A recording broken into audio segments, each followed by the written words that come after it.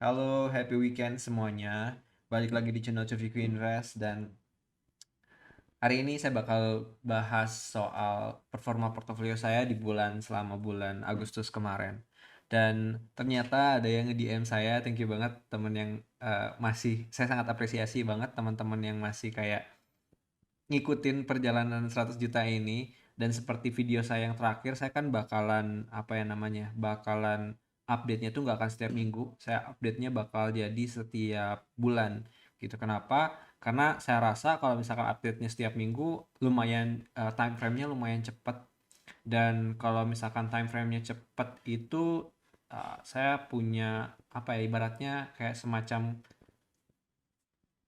jadi ingin kejar gimana caranya dalam minggu itu saya dapat cuan gitu. So, jadi saya ubah formatnya dari yang asalnya mingguan jadi bulanan. Dan kali ini saya bakal buka-bukaan soal portofolio di bulan Agustus kemarin yang sebenarnya lossnya lumayan gede karena nyobain all in sana sini, nyobain trading, nyobain scalping juga bahkan, dan ternyata gagal. Sepertinya memang nggak cocok saya di sana. Dan nanti juga saya bakal recap. Berarti ini udah dari bulan Februari, udah sekitar 6 7 bulanan saya bikin dokumentasi ini. Dan kita bakal bikin saya bakal bikin apa aja pelajaran-pelajaran yang bisa diambil selama selama perjalanan ini dibuat gitu sampai sampai dengan bulan Agustus kemarin. Dan tenang aja, yang bulan September ini juga nanti bakal diupdate di akhir bulannya kayak gimana portofolionya. Dan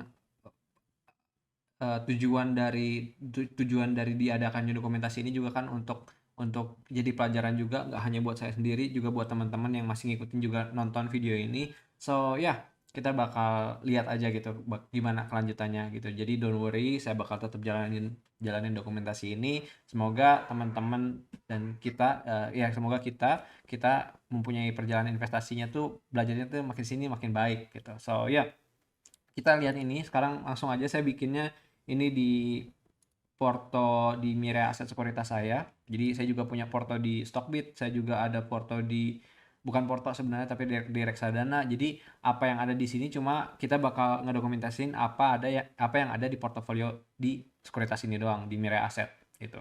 Nah, so far kalau misalkan dilihat dari portofolionya dalam satu bulannya, bukan dalam satu bulan sih. Ini sebenarnya dari awal bikin sekuritasnya itu sampai dari tahun lalu, berarti udah 1 tahun. Selama 1 tahun itu ternyata saya udah rugi minus 13,3 juta. Ini dari gain or loss-nya, jadi ini udah termasuk net asset value, ini udah dipotong dari uang fee broker dan lain-lain gitu. Jadi kan fee brokernya juga lumayan kalau misalkan tradingnya banyak. Jadi pelajaran yang bisa diambil adalah kalau misalkan trading, memang saya kadang terlalu nyepelekan cut loss gitu. Kadang terlalu nyepelekan modal yang saya punya untuk di saham gitu. Saya nggak pernah ibaratnya kayak ngerasa apa ya, ibaratnya kayak malu atau gimana untuk nunjukin portofolio yang merah gitu, enggak. Cuma di sini kita bakal ambil pelajarannya gitu. Apa yang terjadi di bulan-bulan, apalagi waktu bulan-bulan lagi minus gitu. Jadi saya nggak akan ngobrolin soal kalau cuan, harusnya gampang sih. Cuma yang paling susah tuh kalau misalkan marketnya lagi merah, itu sih. Yang paling susah tuh karena untuk mengontrol mentalnya waktu lagi marketnya lagi ancur-ancuran gitu. Nah, di sini adalah waktu dari bulan, berarti di sini dari bulan Juni ya, Juni, Juli, Agustus. Agustus lumayan parah. Nah, kalau misalkan kita lihat dari bulan Agustusnya aja gitu, dari Agustusnya aja daily, secara daily dari tanggal 1 bulan 8 sampai tanggal 31 itu minusnya tuh sampai 4,3 juta. Dan yang menariknya adalah kalau misalkan nanti kita lihat, mari kita lihat ya gain or loss-nya. Apa aja sih sebenarnya yang dijual sama dibeli waktu di bulan Agustus kemarin? Ternyata kalau misalnya kita lihat, pertama berjalan doing well gitu waktu waktu beli ITMG, dan sempat naik kan 30, dari saya belinya aja waktu di harga yang lumayan di 34.000, ya nggak murah-murah banget tapi ya lumayan lah. Jadi 34.000 dan sempat naik ke sampai 40.000, dan sempat turun waktu kuartal 2 kemarin turun, apa, kuartal 2 kemarin rilis laporan keuangannya, terus sempat nyaris ARB kan ITMG-nya gitu. Nah, di situ akhirnya saya take profit.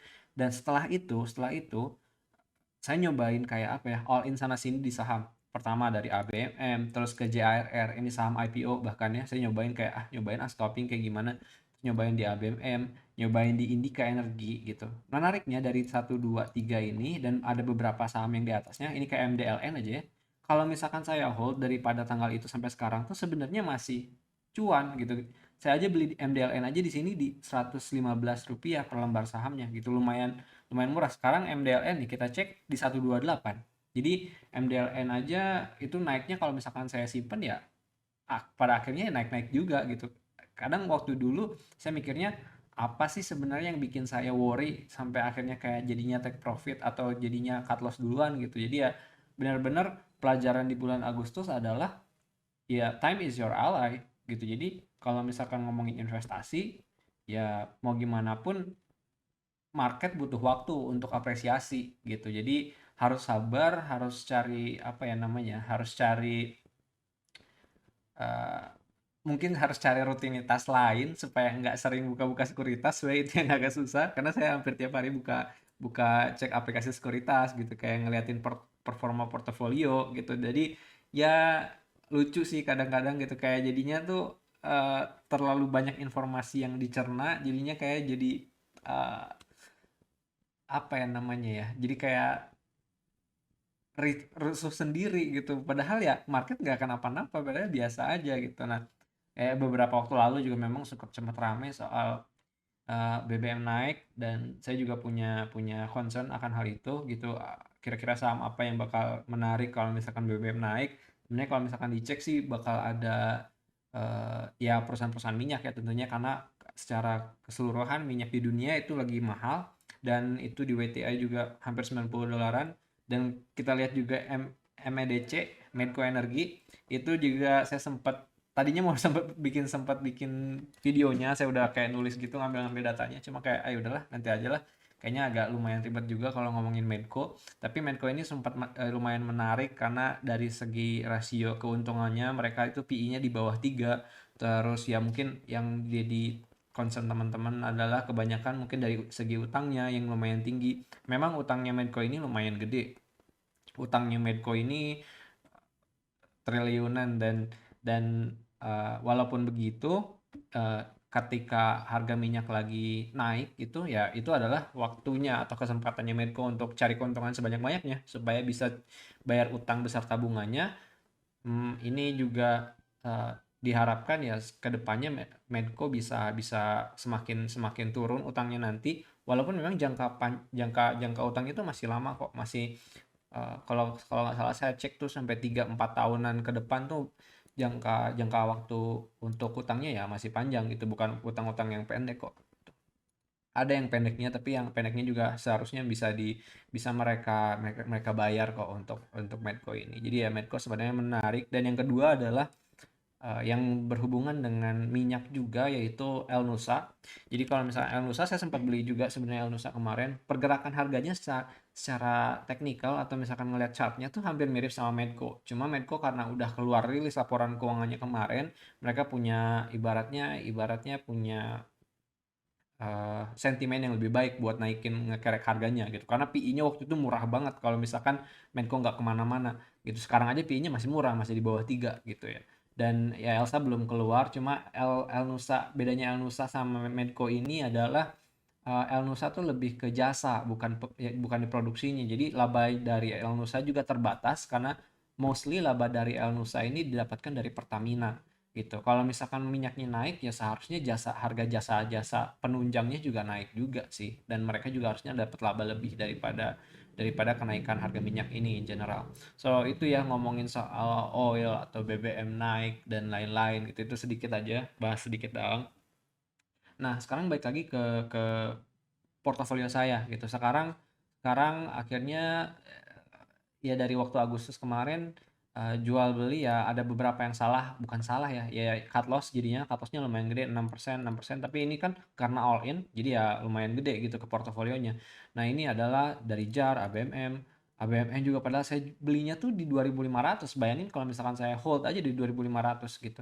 Di MDLN di 115 gitu dan pada akhirnya cut loss gak jelas gara-gara itu tadi sih saya terlalu banyak apa namanya ya informasi, terlalu sering buka sekuritas gitu.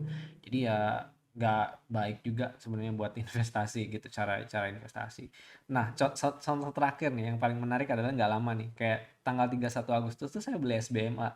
SBMA tuh di harga 165, terus saya jual di 178. Ini imagine sekarang SBMA berapa? Di 224 SBMA. Jadi saya cukup sebenarnya percaya diri dari apa ya, saham-saham yang saya pegang, saham-saham yang saya stock picking saya gitu. Cuma yang jadi mungkin yang jadi permasalahan dan harus diperbaiki adalah cara atau mental investasi saya yang harus diperbaiki gitu. Gimana caranya kalau misalkan udah analisa, hmm, gimana caranya untuk jarang buka aplikasi sekuritas untuk setiap ngecek harga tiap hari gitu.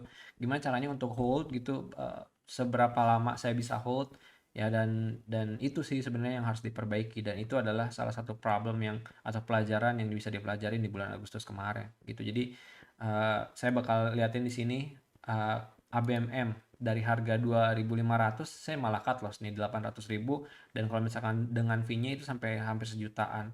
Kalau JRR jangan diobrolin lah ya. Ini karena saya iseng-iseng nyobain nyobain saham IPO, terus kayak nyobain scalping ternyata gagal. Ya karena 6% cabut keluar. Indika juga kalau di hold juga masih naik. Ya pelajaran yang diambil sih ya kalau misalkan ya hold ya naik juga pada akhirnya gitu. Bahkan ITMG yang saya worry itu ya, ya udah saya take off dulu, take profit dulu, akhirnya pindah ke ABMM. Sebenarnya ini adalah langkah yang benar gitu untuk take profit dari ITMG terus ke ABMM gitu. Kenapa? Karena ya ITMG labanya dari Cina sama India, ABMM juga demikian, banyaknya dari India sama China gitu batu baranya gitu. Yang jadi problem adalah ya saya nggak apa ya, terlalu terlalu worry too much lah gitu. Jadi kalau misalkan saya bisa hold, lebih lebih bagus lagi mentalnya untuk holding gitu, lebih bagus lagi mentalnya untuk investasi jangka panjang, atau holdnya ya at least nggak berminggu lah, nggak berminggu minggu lah, atau harian gitu. At least itu bakal bakal lebih baik sih seharusnya dari performa portofolio saya. So itu aja sih sebenarnya dari bulan Agustus. Dan kalau misalkan update yang terbaru adalah portofolio sekarang, akhirnya kan masuknya lucu lagi. Sekarang malah saya beli lagi ya BMM-nya di harga yang di atas average-nya, bahkan di 3.100, walaupun masuknya agak telat juga di 3.100, tapi masih masih persenanya masih naik. Imagine saya punyanya di harga 2.500 waktu itu gitu. Terus kayak sekarang ada di SCMA, tapi ya again saya nggak all in lagi sekarang, nggak all in di saham. Sekarang bagi dua aja. Mungkin yang bawah ini ya mungkin ini yang bakal saya otak-atik gitu ya, beli beli sana beli sini, terus beli sana sama dijual. Ini yang bakal saya otak-atik adalah modal saya di sini. Yang ABMM mungkin saya hold dulu. ABMM juga punya sentimen positif waktu mereka mau akuisisi GEMS gitu, perusahaan batubaranya punya Sinarmas, itu bakal menarik juga. Harusnya ekuitasnya ada, menurut saya ada aset play di ABMM ini. Dan salah satunya mungkin saya nggak ada di portofolio ini adalah BKSL. Jadi BKSL itu asalnya gocap, tapi sempat naik karena BKSL itu mau right issue nanti bulan Oktober, dan right issue-nya tuh kalau nggak salah mengumpulkan dana sekitar 5 triliunan. 5 triliunan, jadi kalau misalkan dilihat kekumpul dari 5 triliun, sedangkan market cap-nya sekarang ada di 4, berapa sekian triliun, harusnya ada diapresiasi market ya. Karena di sana juga ada aset play juga gitu. Jadi malah secara mereka punya bakal dapat uang kas 5 triliun gitu, tapi market cap-nya masih rendah. Jadi ya saya sebenarnya masuk di BKSL di portfolio lain tapi bukan di sekuritas ini gitu, supaya ya itu buat ibaratnya saham-saham yang ya, saham-saham IPO, saham-saham ya buat main uang-uang main lah kalau misalkan yang di portofolio yang di sebelah gitu. Saya pakainya sekuritas Stockbit. Dan tapi ya sebelum sebelum itu juga saya bakal ngasih info juga ke teman-teman kalau misalkan ya saya tuh banyak kekurangannya untuk soal investasi. Dan ya teman-teman bisa lihat juga saya juga ruginya banyak kan. Cuma nanti bakal saya recap nih, sebanyak saya 15 juta rugi itu bakal apa aja sih sebenarnya pelajaran yang bisa diambil. Dan ya mungkin itu doang sih untuk performa portofolio kali ini. Jadi ini so far, nanti September, bulan bulan depan saya bakal update lagi yang September kayak gimana. Thank you teman-teman yang udah masih ngingetin, masih kayak mana bang performa portofolionya ya. Ini dia performa portofolionya. Thank you banget teman-teman yang masih nontonin gitu video ini. Uh, saya buat ini bukan buat ngajak teman-teman buat beli apa yang saya beli. Ini juga ya disclaimer ya teman-teman ya. Jadi Saham-saham yang saya beli atau jual atau saya mention di sini bukan ajakan buat beli atau jual gitu. Jadi semuanya kembali ke uh, keputusan investasi masing-masing, investor masing-masing gitu. Jadi ya mungkin aja kita juga beda-beda harganya, dibeli di harga berapa gitu. Tapi ya again, ini adalah media atau sebuah wadah untuk uang yang kita taruh di sini adalah wadah untuk kita belajar investasi saham lebih baik lagi gitu. Jadi pelajarannya kita bisa ambil. So itu aja mungkin teman-teman untuk video kali ini. Thank you banget yang masih nonton. Semoga kita menjadi lebih baik lagi di investasi saham di kedepannya gitu ya. So ya, thank you banget udah nonton. Jangan lupa di subscribe, di like. Kita boleh juga discuss juga di kolom komentar di bawah. Sampai jumpa di bulan depan ya untuk video portfolio ini. Dan ya nanti bakal saya upload lagi juga beberapa video lah tentang bahas-bahas saham lainnya. So thank you banget ya teman-teman yang udah nonton. Sampai jumpa di video selanjutnya. Bye bye.